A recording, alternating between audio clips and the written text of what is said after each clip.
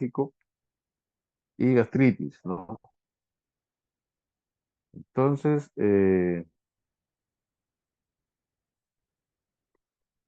empezaremos diciendo pues que la enfermedad por reflujo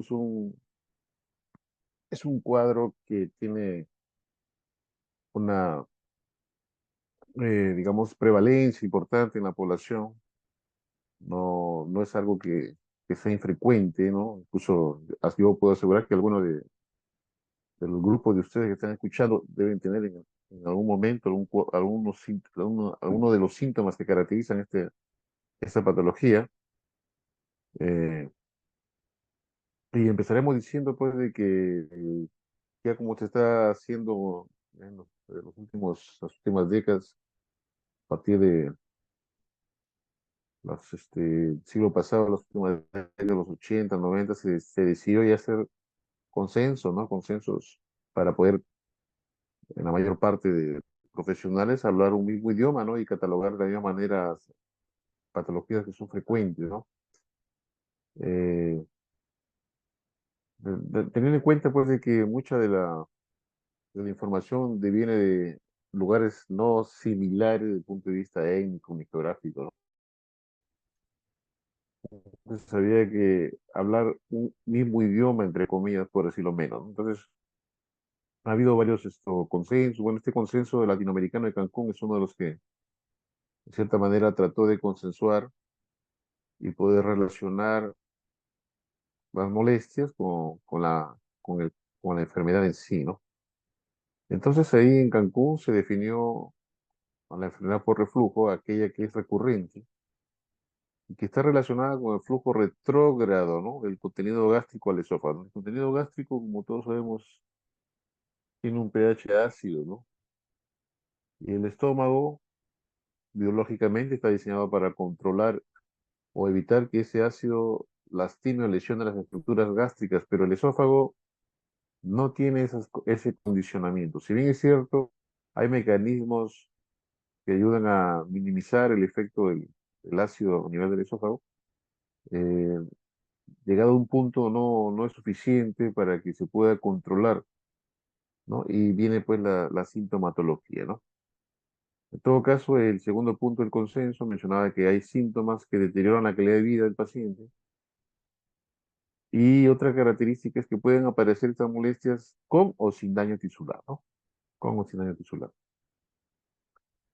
En Montreal en el 2006 también se definió de una manera más sucinta, ¿no? Esta condición, ¿no? Y lo menciona a reflujo gastroesofágico como la condición que se desarrolla cuando el reflujo gastroesofágico ocasiona síntomas molestos y o complicaciones, ¿no? Debemos entender que, desde el punto de vista fisiológico, existen presencia de reflujo gastroesofágico de forma fisiológica, ¿no? Son pequeños momentos en los cuales puede haber algo, pero este, estos momentos transitorios son de corta duración y poca frecuencia durante el día, que son fácilmente controlados por los mecanismos adaptativos, ¿no?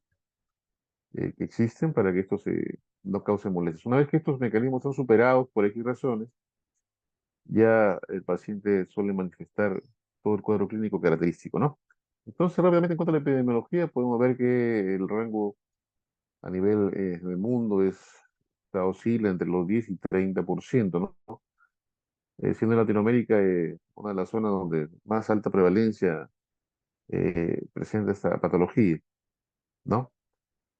Esta patología, pues, bien es cierto, ha aumentado ya en las últimas décadas, por cierto, ¿no? Relacionados, pues, con algunas condiciones ambientales, de consumo, y también por la epidemia de sobrepeso y obesidad que está, que está presentándose en el mundo, ¿no? En cuanto a la prevalencia, en función de la edad, del sexo, ¿no? Vemos que no es muy...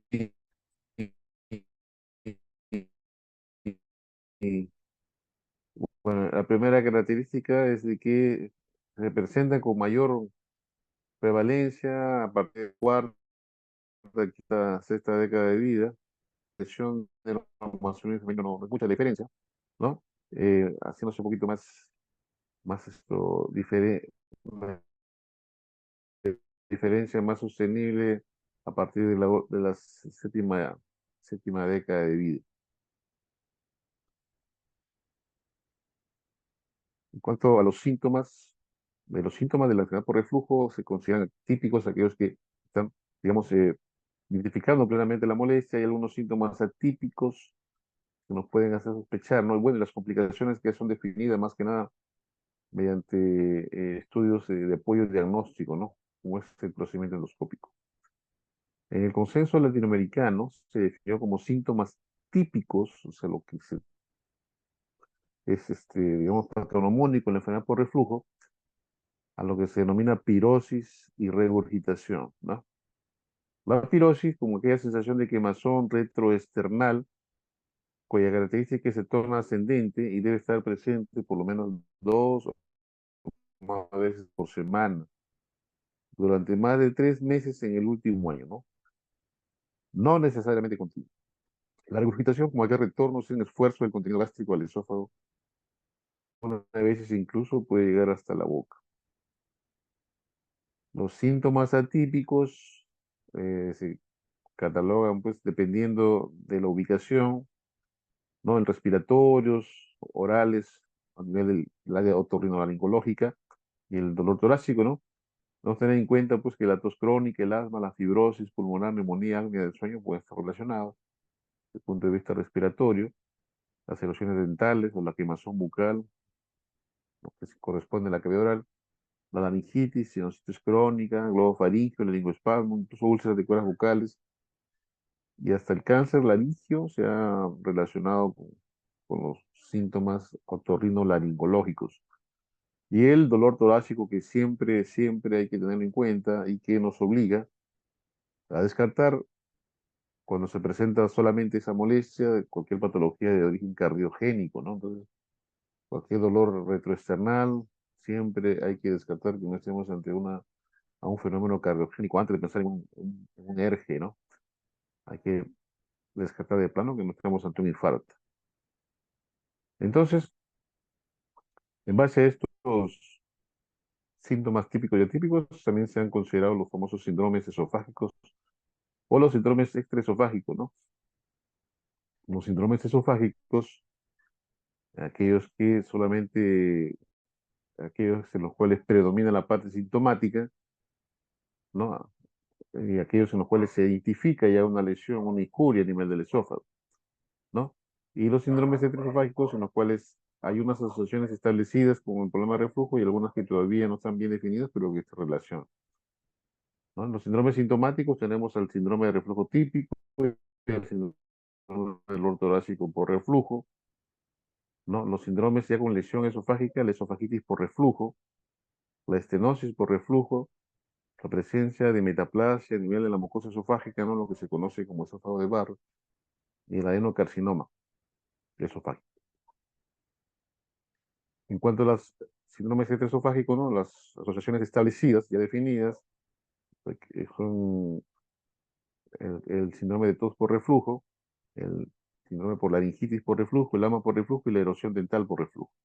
Y las asociaciones propuestas, como ven, son más relacionadas con problemas que no tienen una explicación clara, pero que pueden presentarse en un contexto de problema de reflujo: la faringitis, la sinusitis, la fibrosis pulmonar idiopática y la otitis media recurrente, ¿no?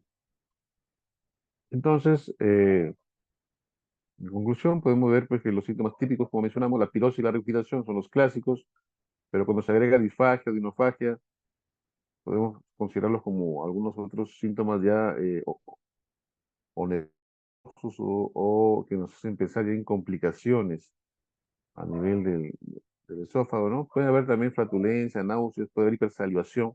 Unos pacientes cursan con hipo o con dolor epigástrico, ¿no? Y los atípicos, el dolor torácico, las manifestaciones otorrinolaringológicas, respiratorias y orales, como ya hemos visto en la diapositiva anterior, ¿no?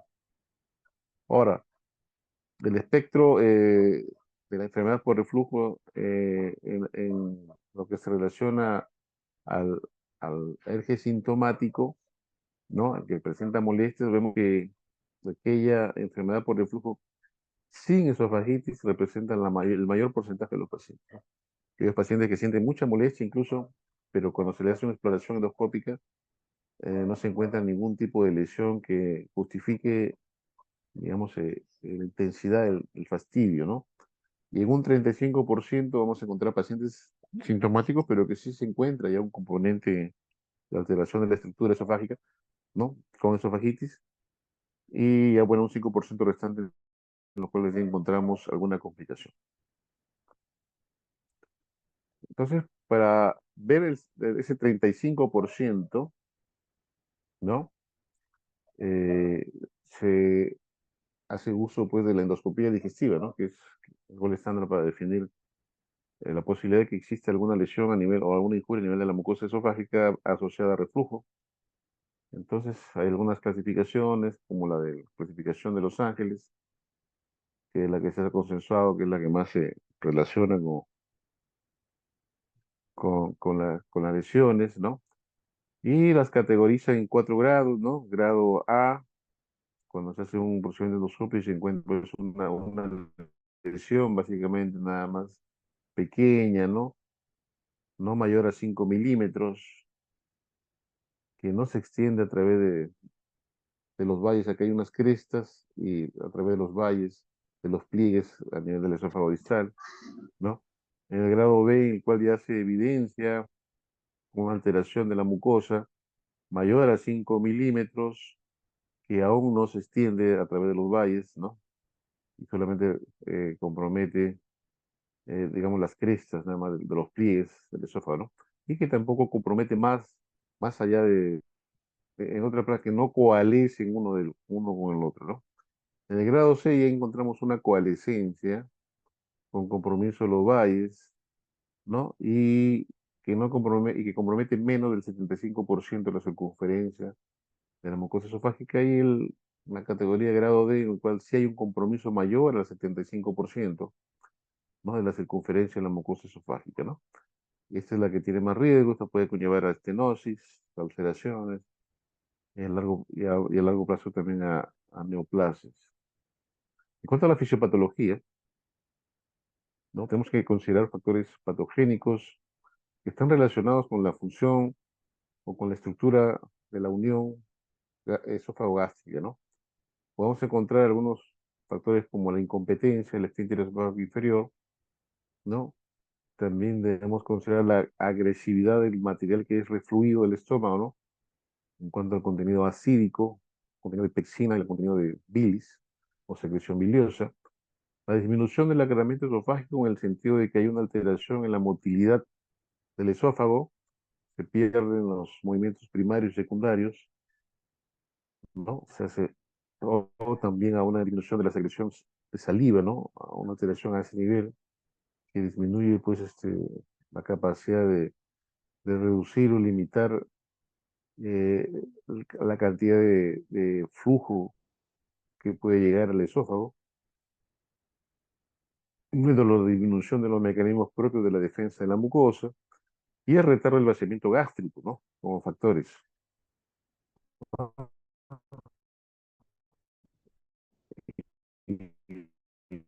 Lo vemos acá, ¿no? El nivel, hay una disminución de presión a nivel del esfínter esofágico inferior. Eso favorece que el contenido gástrico pueda retornar con mayor frecuencia y con un componente, digamos, del reflujo mucho más agresivo, ¿no? Hay una hipomotilidad antral, una alteración de la capacidad contráctil gástrica, con retardo en el vaciamiento gástrico y también con la presencia de flujo a nivel del duodeno, ¿no? Del contenido alcalino en la bilis hacia el estómago, y eso hace una mezcla muy desagradable que va a causar todo el cuadro sintomático.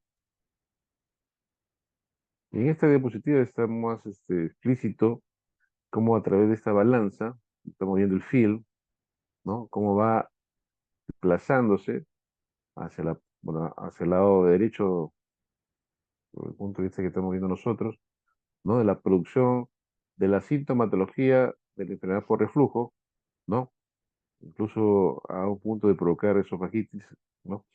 Y vemos que este field, pues, está balanceado a favor, ¿no?, de los factores agresivos, como he mencionado, ¿no?, el componente del contenido refluido, ¿no?, por la presencia del el componente acídico, la pexina, la enzima pancreática, la bilis, ¿no?, favorecen en contra, pues, de los mecanismos de los factores defensivos, ¿no?, en la barrera mucosa, el crecimiento esofágico, ¿no?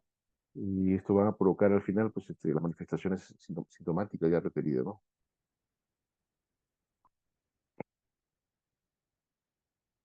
Esto es algo similar a lo que hemos hecho anteriormente. Bueno, las manifestaciones clínicas, como ya dijimos al inicio, lo clásico es que haya pirosis, haya regurgitación ácida, pero cuando ya el paciente, aparte de ello, refiere disfagia y odinofagia, esto ya son signos de alarma que nos obligan ya a hacer sí o sí un procedimiento endoscópico para descartar complicaciones. Quiera que no, la pirosis es el síntoma más frecuente, ¿no? Y está en el 75% de los pacientes. Bueno, ya. Entonces, en cuanto al diagnóstico, tenemos que tener en cuenta que para el diagnóstico existen diversos estudios que de alguna u otra manera tratan de identificar a los factores agresores, ¿no?, que vimos en la anterior diapositiva, ¿no?, y que puedan estar dando manifestaciones tanto desde el punto de vista clínico como también desde el punto de vista del daño estructural. Entonces, en este caso, por ejemplo, para la evaluación de la parte estructural, el estudio que más ayuda es la endoscopía digestiva alta, ¿no?, la famosa esófago gastroduodenoscopia, ¿no? Con ella nos va a permitir diferenciar el fenotipo del problema del reflujo, no es decir, si es erosiones o no hay erosiones o si ya estamos ante alguna complicación, ¿no? Por sí solo no da el diagnóstico de enfermedad por reflujo, ¿no? Lo otro estudio que nos permite valorar también esta patología es el contenido, ver la naturaleza del contenido intraluminal que se puede hacer a través de la pH-metría, ¿no?, o la impedancia, ¿no?, que nos va a dar una idea un poquito más exacta de qué es lo que predomina en el contenido refluido y que causa las manifestaciones en el paciente, ¿no? Si predomina la parte acídica o si predomina más la parte alcalina de la bilis, ¿no? O si más lo que fastidia es el componente líquido refluido o el componente gaseoso refluido, ¿no? Entonces hay bastante información que nos puede dar estos estudios. Lo otro también es la función motora, ¿no? Estamos mencionando que había alteraciones a nivel del peristaltismo esofágico, entonces el estudio que en la actualidad da mucha información es la manometría de alta resolución, que nos permite descartar trastornos motores, ¿no? También pueden dar manifestaciones parecidas al problema de reflujo y que, quiera que no, pueden provocar una, entre comillas, refracción,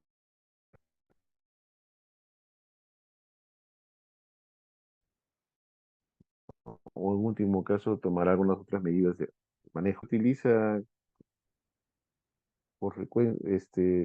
en la actualidad porque son pruebas muy incómodas para los pacientes y la información que dan no, no son tan, digamos, que ayuda para el manejo, ¿no?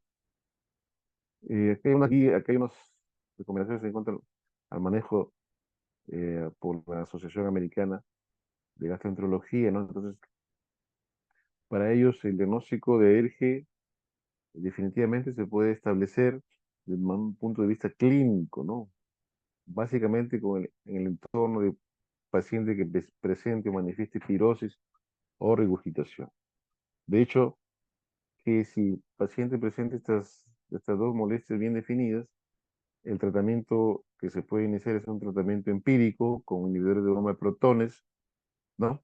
Que se pueden dar de inicio dos en dosis plenas, por lo menos 30 días, ¿no? Y se revalúa al paciente en función a la respuesta. Los estudios varitados no ayudan para el diagnóstico de enfermedad por reflujo, así que no es necesidad de solicitarlos. Ahora, si hay un cuadro clínico con síntomas típicos de ERGE, la endoscopía no se recomienda de inicio su realización, ¿no? Básicamente, cuando aparte de ello hay síntomas de alarma, ¿no? O aquellos pacientes que tienen algún tipo de riesgo para complicaciones mayores o algún antecedente, bueno, neoplásico de familiar, ¿no? Ahora,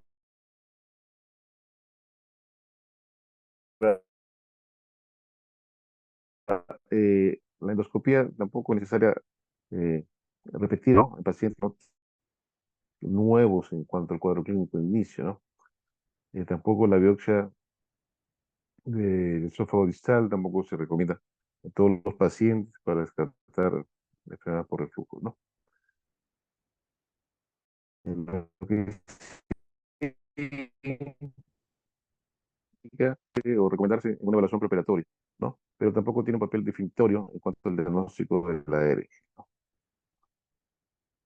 Eh, Ahora esto, en algunos casos se recomienda hacer monitorización ambulatoria, pero se ha visto que esta no se requiere en la presencia de complicaciones como el esófago de Barrett, segmento corto o largo, para hacerse el diagnóstico también de ERG, ¿no?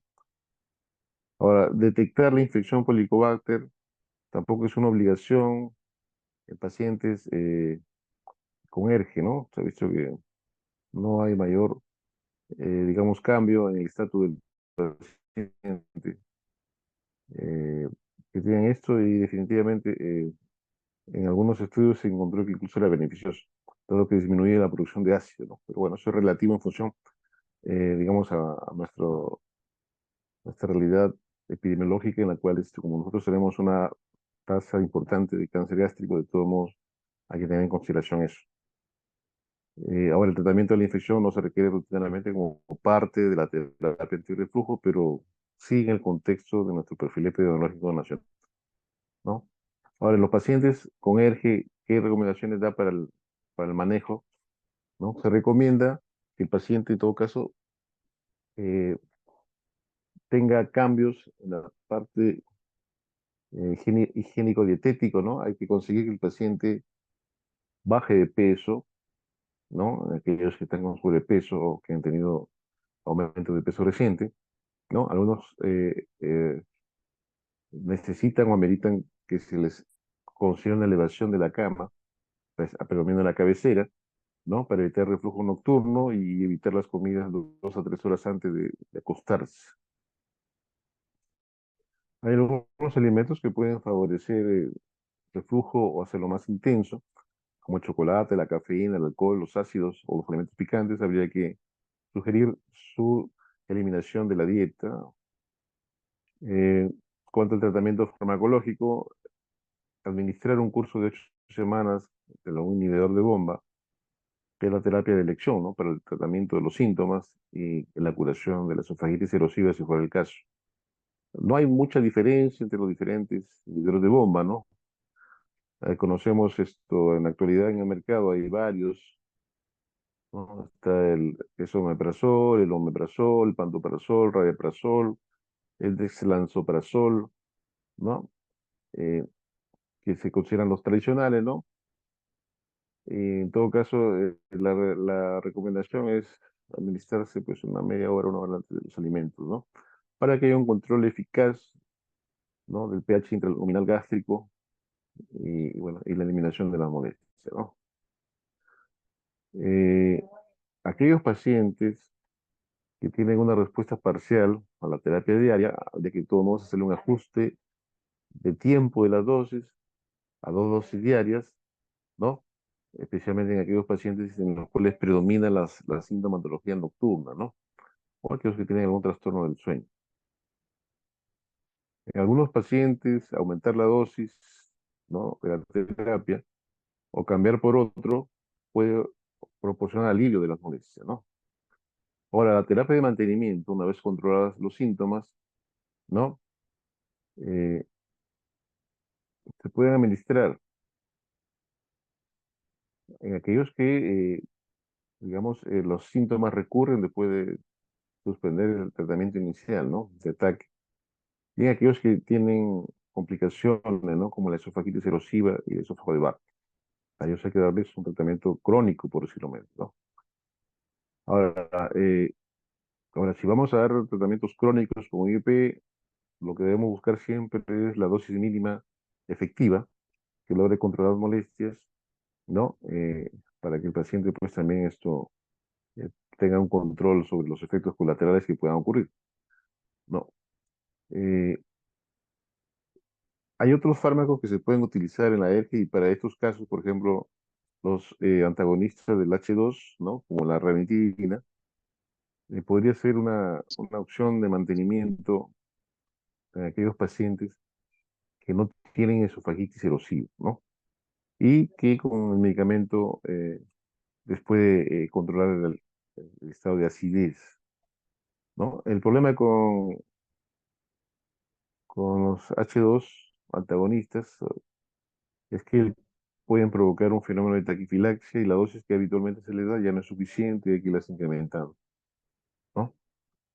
En tratamiento con procinéticos o baclofeno no se pueden utilizar en la alergia libremente si es que antes no hay una evaluación que amerite su uso, no su utilización. En este caso, pues algún estudio manométrico o algún estudio de pH metría más impedanciometría, ¿no?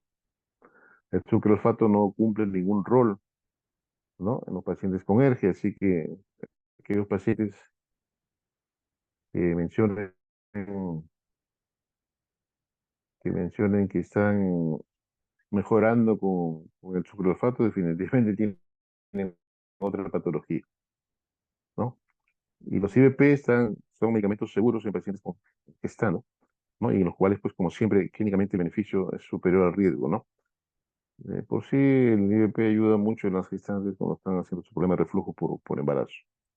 La cirugía también se considera en pacientes con ERGE. eh, no se recomienda a aquellos que no responden a la terapia IBP, no es una condición, ¿no? Tienen que ser pacientes que responden a la terapia IBP, ¿no? Y de todos modos, la recomendación es que tiene que hacerse un monitoreo ambulatorio del pH, ¿no? En aquellos pacientes que no tienen esofagitis erosiva, definitivamente, ¿no? Y también se les tiene que someter a una manometría preoperatoria para descartar que no estén teniendo algún trastorno motor, ¿no? Como un cuadro de acalasia o alguna esclerodermia, ¿no? Esto es vital, ¿no? Porque la cirugía, como ustedes entenderán, es un procedimiento invasivo que puede traer consecuencias, implica técnicas eh, que pueden, si no está el paciente bien definido, pueden causar más molestias que beneficios al paciente, ¿no? Son muy bien seleccionados, ¿no? Pequeña frecuencia, cuando se realiza pues, por un cirujano experimentado, ¿no? Ahora, los pacientes obesos también deben ser considerados en el manejo biológico para ERG, también para la cirugía bariátrica, ¿no? El bypass gástrico sería la operación preferida para este tipo de pacientes, ¿no? ¿Existen algún tipo de terapia endoscópica, ¿no? O fundiplicatura trasoral que, sin embargo, eh, no, no llega al nivel que puede dar un tratamiento quirúrgico o traición, así que no se utiliza de común. En cuanto a la pacientes con alergia refractaria, ¿no? Pacientes que a pesar de que se ha identificado el cuadro clínico y se le da tratamiento recomendado, persisten con la molestia. Ahí es el algoritmo que puede ayudar, ¿no? En el sentido de que hay que optimizar, en todo caso, la terapia con los IVPs, ¿no? O sea, duplicar la dosis o triplicar la dosis, cambiar de IVPs, agregar de repente un H2 antagonista, ¿no? Eh, si a pesar de todo ello no responde, entonces hay que excluir otras causas que estén manifestando estos síntomas, ¿no? Especialmente si son típicos, definitivamente hay que hacer una endoscopía, ¿no? Si esto será normal, hay que dar un tratamiento específico para lo que se encuentre. Si es normal, hay que hacer un monitoreo de reflujo. Esto se consigue con la pHimetría, ¿no? Eh, Ahora, si los síntomas son atípicos, hay que hacer un manejo conjunto con los otorrinos, con el neumólogo o el alergólogo, ¿no? Si todo sale normal, igualmente pasa a un monitoreo de reflujo con pHimetría y si sale normal, ya bueno, hay que dar tratamiento específico, ¿no? Definitivamente al final, Se puede hacer una prueba sin medicamentos, ¿no? En el caso de que existe una baja probabilidad de ERGE, ¿no? Y una prueba, una preevaluación con alta probabilidad de ERGE también se puede hacer con medicamentos. Una prueba de impedanciometría, ¿no? Y definir, quiera que no, si estamos ante una enfermedad por reflujo o no. Eh, este es una diapositiva, un diagrama donde se menciona lo que nos puede dar como ayuda al diagnóstico definitivo. Algún, este, ¿no? Que quiera que no, una mala respuesta no descarta el diagnóstico, por eso hay que hacer otros estudios, ¿no? El esofagograma, como dijimos, no se usa solamente para alguna complicación y solamente en pacientes con disfagia, ¿no? La endoscopía con los síntomas de alarma, ¿no? Y hay que considerar en pacientes con riesgo para esófago de Barrett, ¿no? O con una mala respuesta IBP. La biopsia esofágica no está indicada en el diagnóstico de ERGE y la manometría básicamente para la evaluación prequirúrgica, básicamente, ¿no? Pero hay que tener en cuenta también esto, lo que últimamente en la literatura mucho se habla y se dice libremente en cuanto al riesgo asociado al uso de IVPs, ¿no?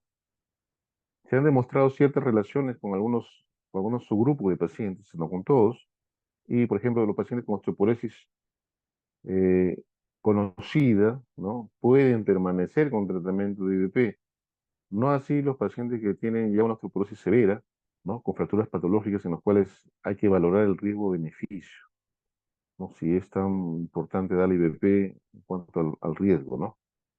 Ahora, el tratamiento de IVP puede ser un factor de riesgo para infección por Clostridium difícil, ¿no? Y de usarse con precaución en estos pacientes, ¿no? Los pacientes que son bombardeados constantemente con antibióticos, ¿no? Por largo periodo de tiempo, que estén postrados y que estén recibiendo pues IVP bueno, altas dosis, podemos favorecer la aparición de Clostridium. Y hay que tener en cuenta nuevamente y valorar siempre el riesgo-beneficio. ¿No? Ahora dice también que el uso de inhibidores de bomba a corto plazo puede aumentar el riesgo de neumonía adquirida en la comunidad y este parece no estar relacionado con los usuarios a largo plazo, así que no hay ningún problema. Y la terapia con IP no necesita alterar en usuarios con clopidogrel concomitante, ya que se ha demostrado que no hay alteración en cuanto al efecto del clopidogrel y su protección antiagregante en los pacientes con problemas coronarios, ¿no? Eh,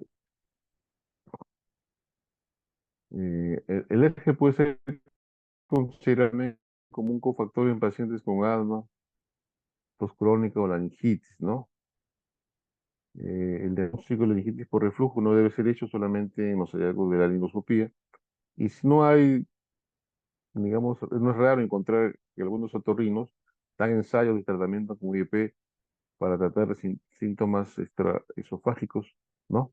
Que, bueno, puedan dar manifestaciones similares a la enfermedad por reflujo, ¿no? Muchos de los proveedores de pacientes de la especialidad vienen de otorrinolaringología, porque pueden presentar cuadros similares y ellos los mandan para manejo y evaluación. Bueno, esta es la parte de la enfermedad por reflujo. Si hubiese alguna pregunta, alguna duda o algo que aportar, me encantaría escucharlo, ¿no? Antes de empezar con la segunda parte, hay algo que no se ha entendido. ¿Así? ¿Han levantado la mano? A ver, ¿sí? ¿Les escucho? Doctor, buenas noches. Entonces, cuál estándar para diagnosticar La hernia se diagnostica clínicamente. Paciente con solamente pirosis con y regurgitación y tienes casi el 80% del diagnóstico del cuadro. Si el paciente acusa, aparte de disfagia o dinofagia, hay que hacer un estudio endoscópico, no para diagnosticar ERGE, sino para descartar complicaciones asociadas, ¿no? Puede haber una esofagitis erosiva, puede haber ya un esófago de Barre o un cáncer incipiente, una ulceración, no sé, ¿no? Eh, los pacientes que tienen el cuadro clínico típico y hay refractariedad, ¿no? Al tratamiento, ahí sí se indica la la pH-metría y la impedanciometría, ¿no? Para definir bien qué es lo que está caracterizando ese problema, ¿no? Gracias. Gracias. ¿Ya? Ahora, Doctor, dieta sí. rica en grasas se contraindica también para pacientes con RG o no o normal. Claro, o sea, los alimentos ricos en grasa van a favorecer un retardo en el vaciamiento gástrico distal, ¿no? Entonces, si el paciente de por sí ya tiene algún tipo de alteración a nivel de la parte de la unión gastroesofágica, ese retardo va a condicionar que los episodios transitorios de reflujo se hagan más constantes y demoren más en el tiempo, ¿no? Entonces, eso va a condicionar más contacto del contenente refluido con la mucosa esofágica y va a provocar, pues, la sintomatología, ¿no? Entonces, a ellos es preferible recomendarles que no consuman una comida muy rica en grasa, ¿no? Son unas recomendaciones en la parte dietética, ¿no? Para que el cuadro clínico mejore.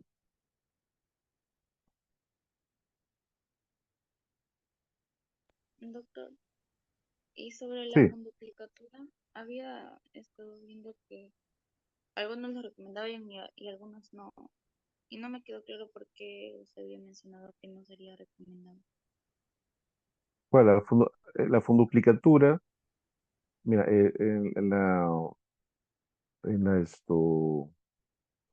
las cirugías que se realizan, ya depende de lo que el cirujano encuentre como anatomía alterada, ¿no?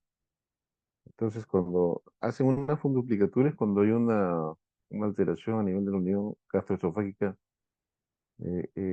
marcada, ¿no? Evidente, ¿no? De hecho, que hay que descartar de plano que no haya algún otro trastorno motor, ¿no? Ahora, la fundiplicatura incisional transoral, que es la que creo que mencioné, eran algunas técnicas que habían aparecido como prometedoras inicio de este siglo, finales del siglo pasado, ¿no? Las cuales mediante endoscopía se podía hacer esto, ¿no? Realizar, ¿no? Hacer un envoltorio a nivel de la parte distal del esófago, ¿no? Y colocar unas grapas ahí mediante un endocinch, se llamaba la técnica, ¿no?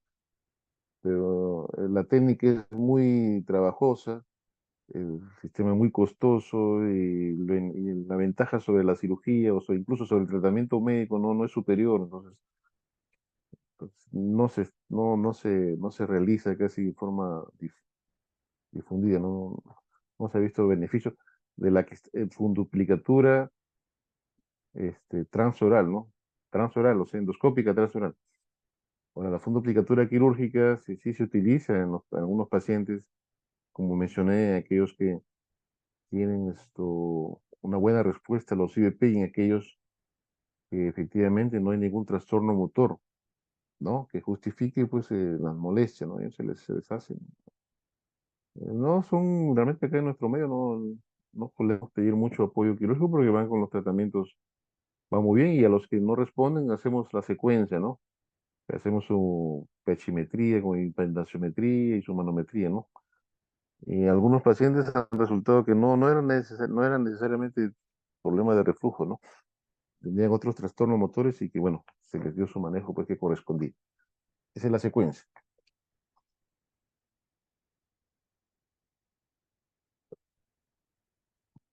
Ahora, cirugía se les puede ofertar pues a pacientes jóvenes, ¿no?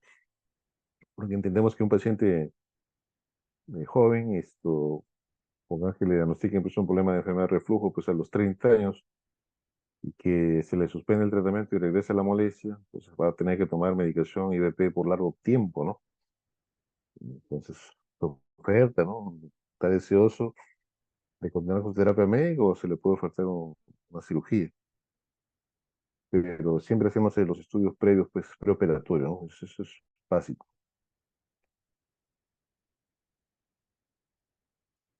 ¿Alguna duda?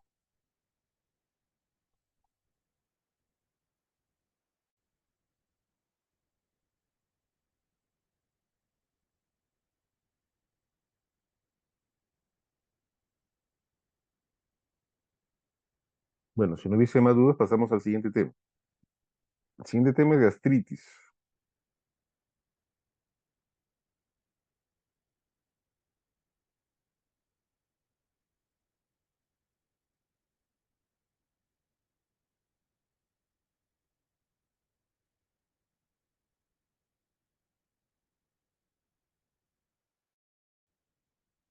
Gastritis. Gastritis es un término que, en cierto modo,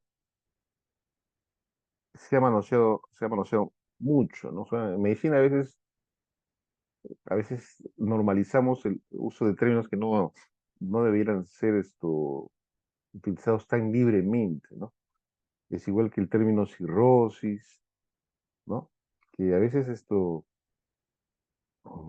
hacemos eco de la Vox Populi, por decirlo menos, y catalogamos con un nombre, alguna dolencia, una patología, sin que necesariamente esté demostrado plenamente su presencia, ¿no? Y la gastritis definitivamente es una de ellas, ¿no? Quizás en la parte gastroenterológica es uno de los términos que más se manosea y sin fundamento, y a veces ese manoseo infundado puede llevar a subdiagnosticar patologías que a la larga pueden tener un componente más serio para la salud del paciente, ¿no? No es raro haber encontrado pacientes pues, siendo, teniendo molestias, han sido catalogados como gastritis, y han sido manejados de una manera muy superficial, ¿no? Con medicamentos,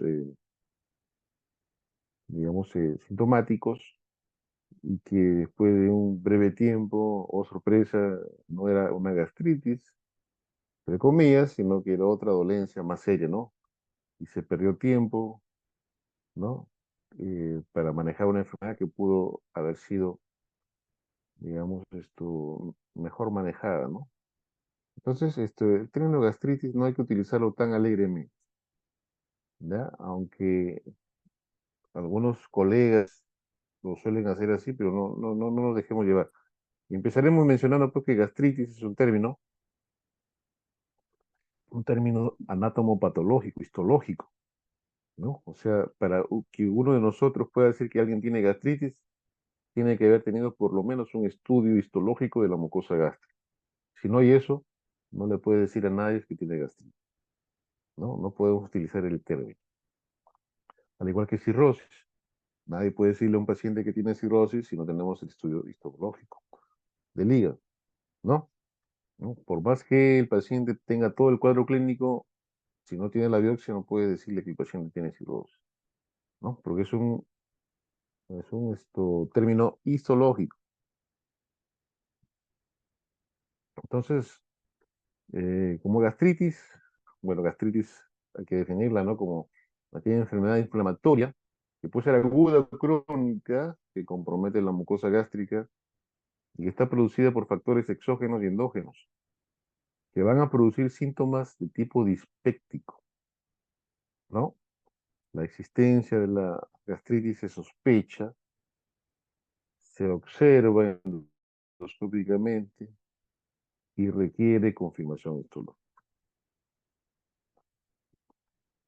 Una gastropatía, a diferencia, tiene características endoscópicas a una gastritis, ¿no? Porque se evidencia eritema o edema de la mucosa, ¿no? Pero en la parte histológica hay ausencia del componente inflamatorio, ¿no? Entonces puede haber daño epitelial o endotelial, y en estos casos incluso el término es de gastropatía, ¿no? Se puede utilizar el término de gastropatía. Ahora, la causa, la etiología de la gastritis es multifactorial, ¿no? La causa más común es la infección por Helicobacter pylori, ya está demostrado, ¿no? Y vemos acá en este recuadro, ¿no? Los factores exógenos y endógenos, los exógenos, Helicobacter y otras infecciones de la mucosa, los antiinflamatorios no esteroideos, algunos irritantes gástricos, consumo de drogas, alcohol, tabaquismo, consumo de algunas sustancias cáusticas, la radiación, ya sea un tratamiento oncológico, puede provocar como ven, estos cuadros o se consideran como factores exógenos. Factores endógenos, el ácido gástrico, la pexina, la misma bilis, el jugo pancreático, la urea, ¿no? Los niveles de uremia y algunas patologías autoinmunes pueden también provocar este cuadro. Bueno, aquí rápidamente, pues para que se acuerden, porque esto hemos llevado hace poco, ¿no? ¿Cuáles son la parte histológica de la mucosa? ¿No? Vemos acá la glándula gástrica, ¿no? Sus partes, la base, el cuello, el istmo, ¿no? Y qué células predominan a cada nivel, ¿no? En la base tenemos pues las células simógenas, ¿no? ¿Y qué es lo que produce, ¿no? El pexinógeno 1 y 2, la célula oxíntica en el cuello, produce el ácido clorhídrico y el factor intrínseco para la absorción de la vitamina B12. Tenemos las células regenerativas, ¿no? Y las células de recubrimiento de la superficie. Bueno, acá al este aumento, donde están las células principales oxínticas, ¿no? Aquí la parte patogénica, teniendo en cuenta cómo son los mecanismos de protección de la mucosa, ¿no? Tenemos mecanismos preepiteliales, epiteliales y subepiteliales, ¿no? Los preepiteliales, ¿no? Con la producción de moco, ¿no? El bicarbonato que es secretado a nivel de este moco, y la presencia de los fosfolípidos activos de la superficie, ¿no? A nivel de la superficie de las células, ¿no? Que van a concentrar o van a lograr un pH neutro, más o menos un pH de 7, ¿no? Por fuera de esta capa preepitelial, ¿no? Vemos la luz del estómago, donde vemos un pH de 1 a 2, ¿no? Y donde están los hidrogeniones y la pexina, que si no hubiese esta capa, directamente irían hacia la mucosa y provocarían pues un daño directo, ¿no? En cuanto a los mecanismos epiteliales, la resistencia celular, la restitución celular, los factores de crecimiento, las prostaglandinas y la proliferación celular, ¿no? Son los factores que coayudan o mejoran la parte epitelial como protección, y la subepitelial es el flujo sanguíneo y los leucocitos que están digamos, de apoyo, ¿no? Eh, la célula parietal, ¿no? Donde se produce pues todo lo que es el ácido clorhídrico, tiene diversos tipos de, digamos, eh,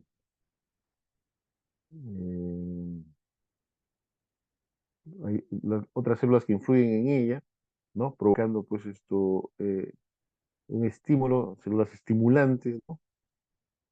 Eh, que van a favorecer la producción del ácido clorhídrico, ¿no? A través de la histamina, a través de la acetilcolina, la gastrina, etcétera, etcétera, ¿no? Estos son datos fisiológicos que esto me parece que ustedes tienen más memoria que yo en este caso. En todo caso, en el cuadro clínico, la gastritis en general es un cuadro sintomático, oligosintomático, y los síntomas que puede presentarse generalmente son de tipo dispéptico, ¿no? Síntomas de tipo dispéptico. En todo caso, a lo mucho que podemos nosotros señalar a un paciente como cuadro clínico que nos llegue es como un cuadro dispéptico o un síndrome dispéptico. Y allá echarte a buscar qué es lo que está causando estas molestias. De frente tú no puedes decir al paciente que tiene gastritis. Ahora, la clasificación, bueno, es variada en el tiempo. Ha habido diversas también posiciones para consensuar, para que todos se hablen el mismo idioma. Bueno, la forma de clasificación, eh, tenemos pues la clasificación anatomopatológica, que está basada en la presentación, la prevalencia y la etiología. Una clasificación actualizada de Sidney, basada en hallazgos endoscópicos, citológicos, etiológicos, topográficos y de grado de año, ¿no? Y una clasificación basada en criterios etiológicos, endoscópicos y patológicos. En cuanto a la primera, la clasificación anatomopatológica de gastritis está basada en la presentación. Se hablaba de gastritis y gastropatías agudas, ¿no? Y la gastritis crónica, por supuesto, ¿no? Las agudas asociadas a HP, Helicobacter pylori, o lesiones agudas por estrés o gastropatía por Aines, ¿no? Otra gastritis o gastropatías agudas o la gastritis aguda vírica.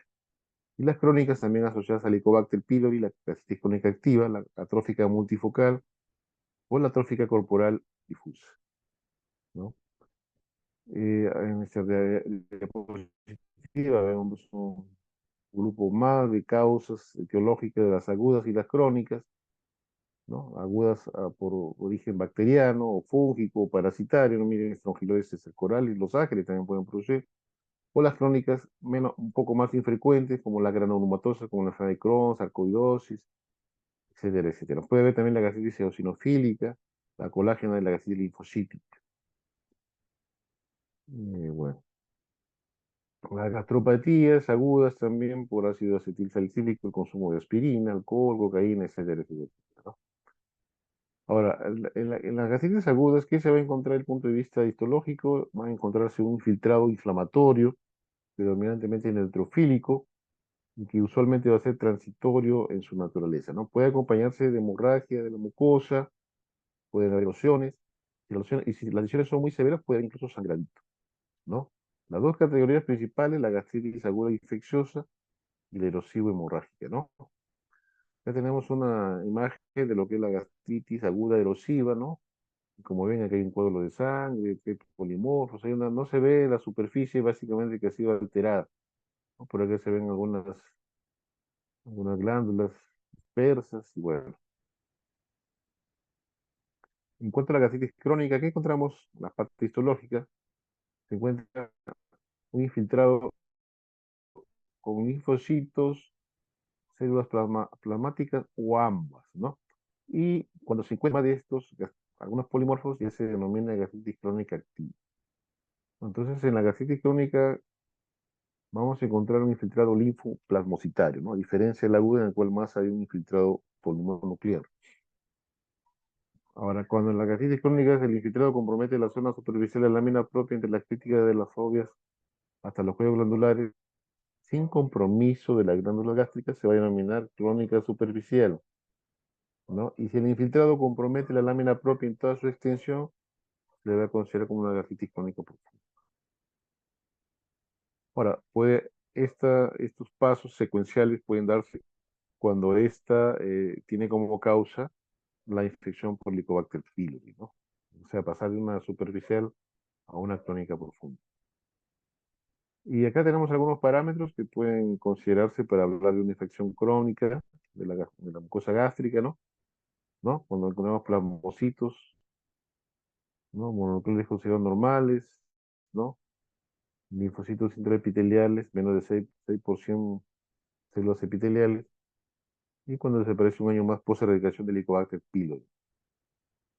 Vemos acá una imagen de una gastritis crónica, ¿no? Con los infiltrados linfoplasmocitarios, ¿no? A nivel de la capa de la submucosa. Otra imagen más. Y acá del punto de vista endoscópico, ¿no? Vemos acá un estómago normal, una mucosa normal. Aquí ya vemos una gastritis con presencia de bandas eritematosas, ¿no? Aquí ya vemos una gastritis crónica con una disminución y vemos acá digamos, la correspondiente estudio histológico. Casi no se ven glándulas, no están las glándulas. Aquí ya vemos disminución o pérdida de la parte glandular de la mucosa, no hay una gastritis crónica trófica. Y acá hay un cuadro metaplásico, ¿no? Es una metaplasia intestinal. Ahora, según Sidney, hace una clasificación topográfica de la gastritis, se debería definir como una gastritis central o una pangastritis, como toda la, toda la parte del estómago, o una gastritis fúngica cuando solo compromete la parte superior. Hace una descripción también de las lesiones, ¿no? Entonces, cómo describirlas, ¿no? Como edema, eritema, friabilidad, exudado, erosión plana, erosión elevada, hiperplasia, atrofia, visibilidad de patrón vascular, punteo hemorrágico o aspecto nodular, ¿no? Y de esto salían pues, los tipos de gastritis endoscópica, ¿no? Este es sumamente un estómago normal, ¿no? Y acá vemos gastritis aguda, ¿no? Por ejemplo, acá vemos un punteado rojizo, ¿no? Unas pequeñas hemorragias subepiteliales que acá incluso un poco mayores, más intensas. Acá hay una aguda hemorrágica, ¿no? Hay erosiones puntiformes en la mucosa gástrica con emanuel de sangre que se degrada rápidamente con la acidez intragástrica, entonces se forman así como pequeños hilos de sangre, ¿no? Y cambia automáticamente el color, ¿no? Se hacen oscuras o negruzcas, ¿no? Ahora, para las agudas hemorrágicas hay algunos factores que también pueden relacionarse, ¿no? Por ejemplo, el estrés en un paciente grave, ¿no? Puede favorecer la presencia de lo que hemos visto, ¿no? De estas imágenes. Un paciente que sufre un traumatismo craneoencefálico, o un paciente con quemaduras extensas en shock séptico politraumatizado. Esto es lo que vamos a encontrar en el estómago si le hacemos una endoscopia en el momento, ¿no? Algunos fármacos, como los antiinflamatorios no esteroides, también favorecen ello, el consumo de alcohol, la ingesta de cáusticos, ¿no? Hay algunos otros factores, bueno, físicos traumáticos, ¿no? Como el uso de no muy adecuado de sondas nasogástricas. Los vómitos pueden producir también cuadro de hemorragia subepitelial, lo hemos visto, ¿ya? Bueno, la ingesta de cuerpos extraños, la radiación, etcétera, ¿no? Acá tenemos una gastropatía aguda por AINE, ¿no? Por consumo de antiinflamatorio, vemos lesiones con cubierta de fibrina y también con cubierta de hematino, ¿no? Asociadas a lesiones causadas por AINES, una gastritis crónica eritematosa, una gastritis crónica erosiva plana, hay erosiones planitas, de acá hay una erosiva elevada, ¿no? Hay lesiones elevadas y erosionadas, se les denomina también varioliforme, ¿no? Y una gastritis crónica nodular, un centro de nodulitos, ¿no? Sobre la mucosa. Ahora, la gastritis nodular se relacionó en algunos momentos como que estaba asociada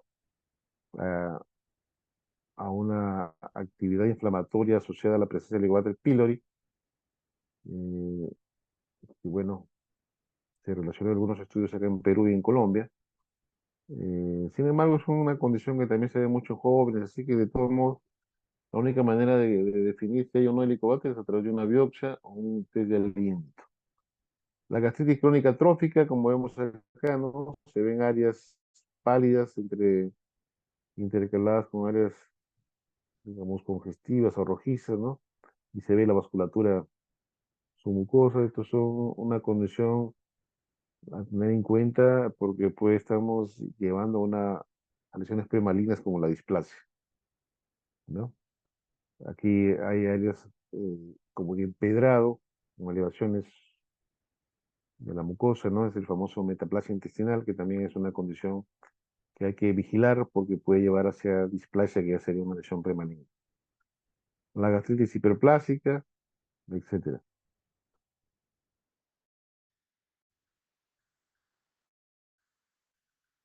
Las últimas clasificaciones de la gastritis, bueno, la última la hablaba de la etiología, morfología, ya yo, características más definidas, ¿no?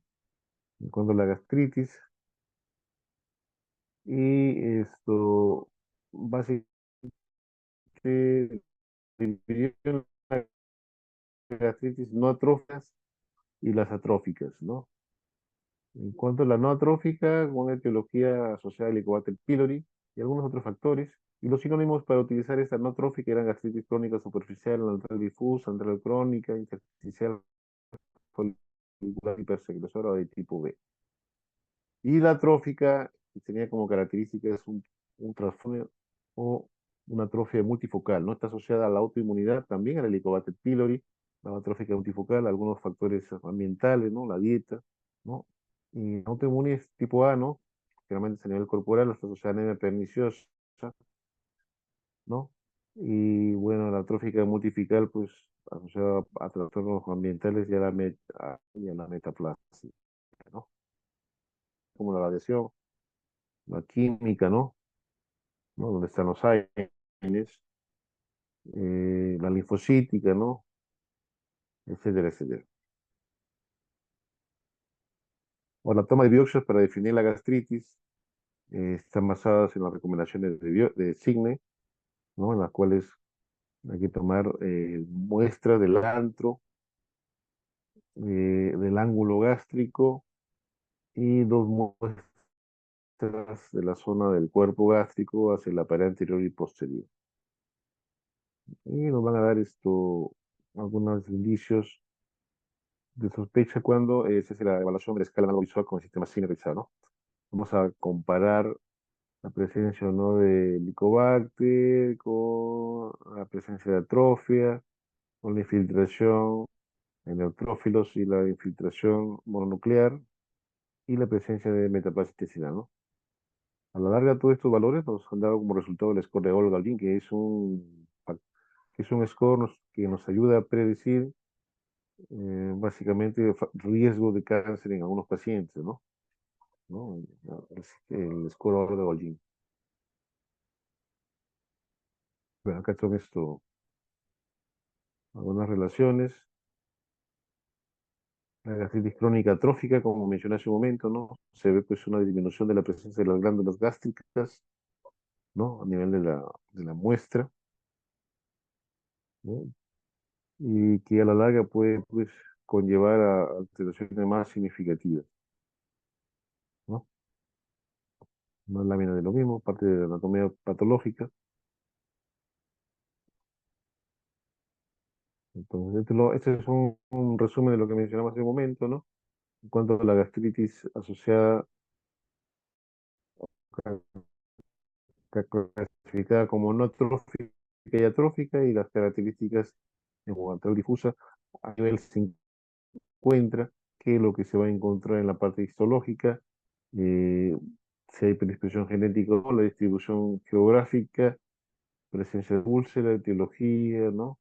Cómo está la sensación acidopéctica, cómo está el valor de gastrina y el riesgo de cáncer, ¿no? En este caso, por ejemplo, en la trófica, en general, no hay mayor riesgo que el descarte del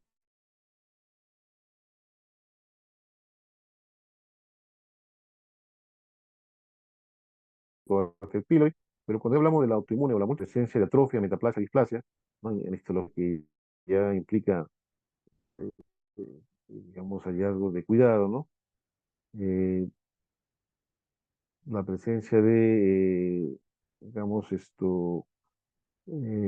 riesgo de cáncer, ¿no? Que está elevado en ambas condiciones, ¿no?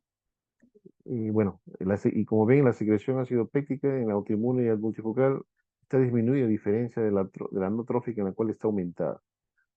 Entonces hay que tener en cuenta estas situaciones a la hora de definir también al paciente y hacerle su seguimiento.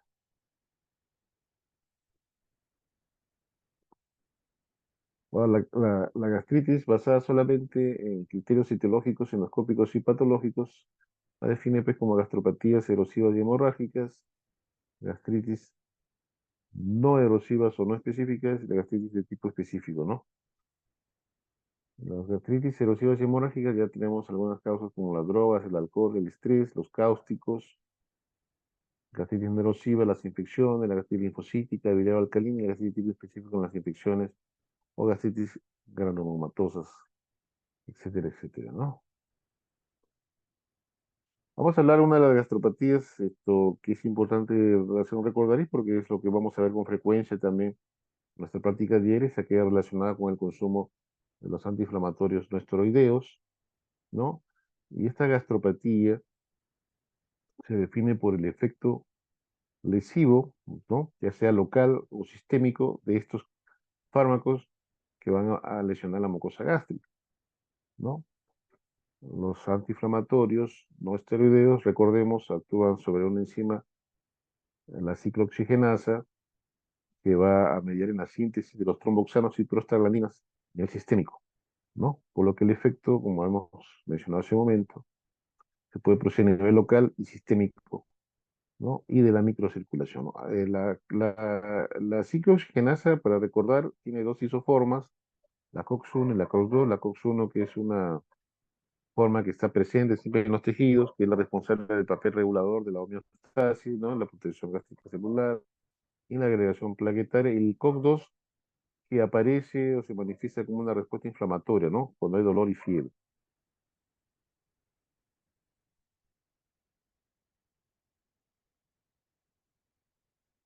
Entonces, vemos acá algunos ejemplos. Por ejemplo, el ácido acetil salicílico a dosis bajas es selectivo de COX-1. Hay inhibiciones duales, COX-1 y COX-2, como en la proxeno, en la indometacina. Y hay inhibiciones selectivas COX-2, como el meloxicam y mesulida, ¿no? O el rofecoxib, celecoxib, ¿no? Sí, ahora, de hecho que los fármacos se han ido desarrollando en función de la actividad que presentaban y se iban recomendando con la idea de proteger, si bien es cierto, de lograr un efecto analgésico, pero protegiendo también al paciente de los efectos colaterales o no deseados, ¿no? O sea, la idea de la aparición de los inhibidores selectivos o específicos de la COX-2 era reducir la incidencia y gravedad de los efectos adversos, ¿no? Sin embargo, la especie sigue siendo la reacción adversa más frecuente y el riesgo de complicaciones ulcerosas en pacientes de alto riesgo lo reducen, pero no lo eliminan por completo. De tal manera que aún utilizando estos COX-IPs hay que tener cuidado y hay que valorar el riesgo potencial, ¿no? Que pueden provocar desangrar en el paciente. De hecho que se han visto hospitalizaciones eh, por el hecho de pensar que estos fármacos están exentos de causar efectos colaterales y no son tanto así. Si bien es cierto el riesgo es menor, no lo eliminan por completo, ¿no? Entonces como dice, no se ha establecido el beneficio relativo de los proxíferos de la administración simultánea de AINES clásicos más otros protectores y no existe